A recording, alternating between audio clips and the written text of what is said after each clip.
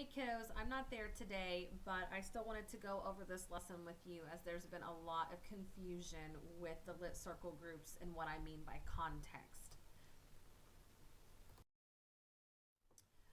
We're going to do a little bit of review today so I can show you guys what I'm actually looking for in this situation. Many of the groups are not getting this done, and I find myself saying the same thing over and over and over again to 4 or 5 of you every single week who are in charge of this role.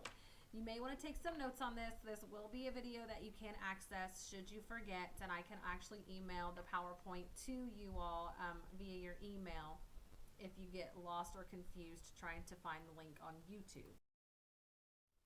We have context versus context clues. Some of you have been turning in context clues work for context, and that is incorrect. So today I want to talk to you about the difference between context clues and what I'm looking for with context. Context clues are when you use clues in a story to figure out the meaning of a new word you are using. The clues are in the same sentence as the new word and the sentences around it too. The clues can be found by thinking about how the word is used in the sentence. Clues can also be found by thinking about the main idea and details of the story. I know you guys know this. This is review. We've been working on context clues since you were in kindergarten. That's not to say that we remember how to use them always or to insult anyone. It's just that this is something that we already know. So here are some examples of context clues because some of you have been turning in work saying that this is context clues. This is not at all what the context director's job is. So here are examples of what context clues are. After playing basketball for 3 hours, everyone was fatigued. Here the unknown word is fatigued. If you didn't know what fatigued meant, you would look back at the rest of the sentence and ask yourself, is there anything in the sentence that can give me a clue as to what fatigued means? Then you would take another look at the sentence. You might reread it out loud to yourself or silently in your head. After playing basketball for 3 hours, everyone was fatigued. Okay, so you see that everyone had played basketball for 3 hours. You might think, I wonder how I would feel after playing basketball for 3 hours. The answer is I would probably feel pretty darn tired. So fatigued more than likely means tired, and you are correct. Fatigued does mean tired, and this is using the clues in the context of the sentence to figure out what the word means. Another example is the fall foliage in the woods of New England is beautiful. Now, even if you have no clue where New England is, and guys, it's up in the New York, Massachusetts area, you can still figure out what the word foliage means. Take a look at the sentence. Here you are going to use clues in the sentence to help you figure out the word foliage or foliage. Based on your background, I'm sure you all know, or at least I hope you know, what the word woods means. It's a huge group of trees. It can be kind of creepy sometimes. Just depends on where you are. So here you can assume you are in the woods and are surrounded by trees. And yes, I just caught my typo for here. It's the wrong one. On trees in the fall, in most places, the leaves turn colors. You're using your schema, your prior knowledge, because you know that, at least in Indiana, the leaves turn colors. So you can deduce that foliage means leaves. You are correct. Foliage does mean leaves. This is context clues. Context in itself is that in literature circles, the role of context director is completely different than that of vocabulary director and has little to do with actual context clues. The vocabulary director deals more with the context clues and with the words that we don't know. The context director's job is to dig up some background information on any relevant topic related to your actual book. Folks, this is why you have to read. This may include the following: the geography, weather, culture, or history of the book's setting, important information about the author and other related works that the author may have done or that can be used in relation to this that are of similar type, information about the time period portrayed in the book. A lot of you are doing dystopian right now, especially those of you with Unwind and Hunger Games. We haven't crossed those time periods, but there are a lot of articles out there regarding what the future society looks like that you can find. There's information on any topics or events represented in the book. So say you're dealing with war, find something on war. What's going on today in the world? If you were in my success class yesterday, You know that there's a war in Syria going on right now. Well, does it relate to your book somehow? Maybe, maybe not. Information on any topics or events that may have influenced the author. Do a little digging on the author. Find out what makes them tick. This is why we go over what's going on in the author's life. We went over Franz Kafka. We went over Kurt Vonnegut. There's a point to that because what they take from their personal lives and what's going on around them influences them, and then it influences their writing. You can look at the history of words or names used in the book. Maybe there's some funky name in there that you're like, I wonder if this name has a history or if it's special to the author. Find something on that. You can also use information about any character that is based on a historical person. You might find some parallels thinking, oh, well, this person's kind of like Hitler. So do a little bit of research. How is this character like Hitler? Those of you that are especially doing Hunger Games and Unwind, you have more Hitler-esque type things than any of the other two books. Remember, it's not a formal research paper. I'm just looking for how it's related to what you are reading. Are you thinking about your thinking?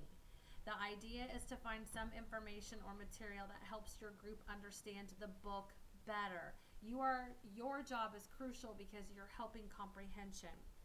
Investigate something that really interests you. You're the director, not the rest of your group. Something that struck you as puzzling or curious while you were reading. So let's look at some examples. This is an excerpt from George Orwell's 1984. It is a book that was written way back when, and it was about a time that they thought that the world would be like this. Obviously, it was not. 1984 was a bad year of fashion, big hair and leg warmers, and really, really bad music. Okay, the hallway smelt of boiled cabbage and old rag mats. At one end of it, a colored poster, too large for indoor display, had been tacked to the wall. It depicted simply an enormous face, more than a meter wide, the face of a man about 45, with a heavy black mustache and ruggedly handsome features. Winston made for the stairs. It was no use trying the lift. Even at the best of times, it was seldom working, and at present the electric current was cut off during daylight hours. It was part of the economy drive in preparation for Hate Week. The flat was 7 flights up, and Winston, who was 39 and had a varicose ulcer above his right ankle, went slowly, resting several times on the way. On each landing, opposite the little shaft, the poster with the enormous face gazed from the wall. It was one of those pictures which are so contrived that the eyes follow you about when you move. Big Brother is watching you, the caption beneath it ran. So here in 1984, from that one simple excerpt, you can have many thoughts going through your head that will enable you to research a bit further and get those unanswered thoughts and questions answered. My thoughts were, I know what a lift is, and they call elevators lifts in the United Kingdom and in parts of Europe. So is this story taking place in Europe? I don't know. Big Brother is a show that is on TV or used to be on TV. Obviously, I don't watch this show, so if it is still on TV and you watch it, thumbs up to you. But I don't think it means the same thing. So maybe I should look and try to find something about Big Brother that could relate to this. Big Brother is when the government's watching. So everyone's in fear that the government is watching their every move. What in the world is a varicose ulcer, and what does that have to do with how a person walks up the stairs? Perhaps I should find that out. I don't even want to entertain the thought of Hate Week. Maybe it's something like the Hunger Games and survival of the fittest all rolled into one, and so on and so forth. Just from that short passage, you can see that there's a lot of things that you can get from it that you might want to investigate a little further. My thoughts obviously are not the same as your thoughts. I have a lot more background knowledge than you do about a lot more things. So you really have to bring in your thoughts here. These little bullet points right here and right here, right here and right here, and even this one are something that I would put on a sticky note or I would use Cornell notes for. I would jot these things down as I'm going along reading. Guys, we've done this the whole year so far. You guys all know how to do talk to the text. Do this with your Lit Circle books. My thought of focus. All right, so I was intrigued by the whole varicose ulcer above the right ankle ordeal. Sounds kind of gross. I wanted to figure out what it might be. I think it's interesting. So this is what I would further look up information for and share with my lit circle, because maybe I'm not the only one who has this question, but since I'm the context director, I get to control this part. In my research, I found an article on healthline.com titled "What Causes Ankle Ulcers? Who is at Risk?" I would read and then summarize the article and how it relates to my reading. Then I would share it with my group. What does that look like? Glad you asked. In the reading, I became intrigued by the phrase varicose ulcer above the ankle. I found an article on healthline.com titled "What Causes Ankle Ulcers? Who is at Risk?" Reading this, I found that a varicose ankle ulcer is when the blood does not flow from the lower legs back up to the heart as it should and can cause pressure in the veins, thus resulting in an ulceration on the skin. To get rid of them, you need to elevate your legs above your heart for at least 30 minutes several times a day. This relates to the reading in that because of his ankle ulcer, Winston had to stop several times when climbing the stairs. I assume he is not able to elevate his legs above his heart several times a day, and that is why he still had the ulcer. Obviously, kiddos, I do not expect you to use the same vocabulary that I do. This is just how I see it. And yes, there are several typos in here. Please keep in mind that I am at home and I have a little boy who is doing his homework that I'm also trying to be mom to. I have a dog who needs to be let in and out, and obviously my phone rings. So please excuse all of the typos in here. Trust me, I'm editing as I go and I can see them. So here is just a summary of what I'm looking for when you guys are doing context. I want right here the article. Where did you get it? What is it titled? You can either incorporate this into the summary or you can list it at the end. It doesn't matter. I just need specifics.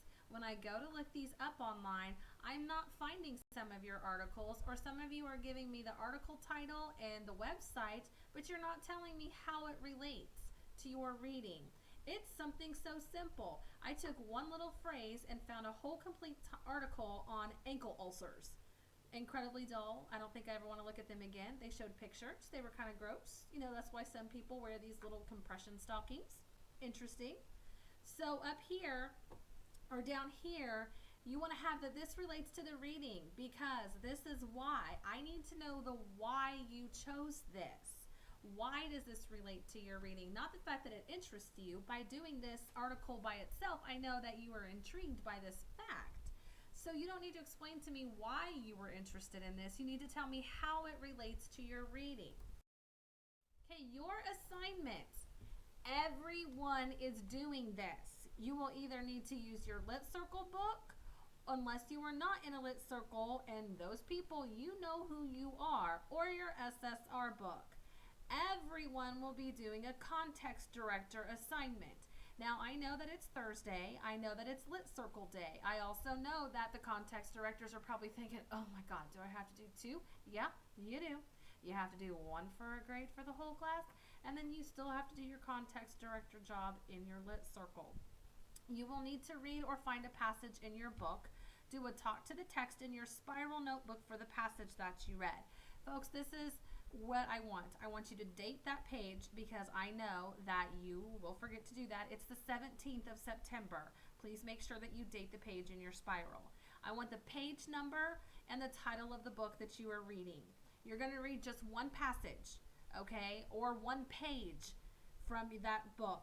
You're going to need to write down comments, questions, and connections as you read the passage. If you want to read up to 4 or 5 pages, great, do that. If you can't find anything on the first page that you can make a comment, question, or connection with, that you can possibly find another context article on, keep reading. Keep reading until you do have those comments, questions, and connections. After that, you will need to find an article that relates to your reading. And like the 1984 example, you're going to need to tell me how this article relates to your reading. I want the title of the article and the website listed also. If you have questions about this, rewind, go back, and listen to what I'm saying. You all will do this assignment. Everyone is doing a context assignment, so I know that everyone knows how to do this. You have to read or find a passage in your book. You're going to do a talk to the text in your spiral. I will leave sticky notes with the sub to pass out if you want to do sticky notes inside your spiral. I'm fine with that. Make sure those sticky notes are full of questions, comments, and connections, not just one comment, question, or connection per sticky note. Put some thought into this. I want to see some effort. Okay, as you read this passage, find your article. It's not enough just to put this website. You have to give me specifics. Tell me which specific website, what is the specific title of the article. I can Google all of that and find and verify, and I will. There's only 34, 35 of you total. I actually go through and verify. It will look something like this when you will turn it in, and you can actually do this in your spiral. So after you've made the comments, questions, and connections, flip it over, and on the back of that page, actually do the summary, do the context assignment. So 1984, this excerpt was actually from page 1 in 1984. And then I put the summary right here. In the reading, I became intrigued by the phrase varicose ulcer above the ankle. I found an article on healthline.com titled What Causes Ankle Ulcers? Who is at Risk? Reading this, I found that a varicose ankle ulcer is when the blood does not flow from the lower legs back up to the heart as it should and can cause pressure in the veins, thus resulting in an ulceration on the skin. To get rid of them, you need to elevate your legs above your heart for at least 30 minutes several times a day. This relates to the reading in that because of his ankle ulcer, Winston had to stop several times when climbing the stairs.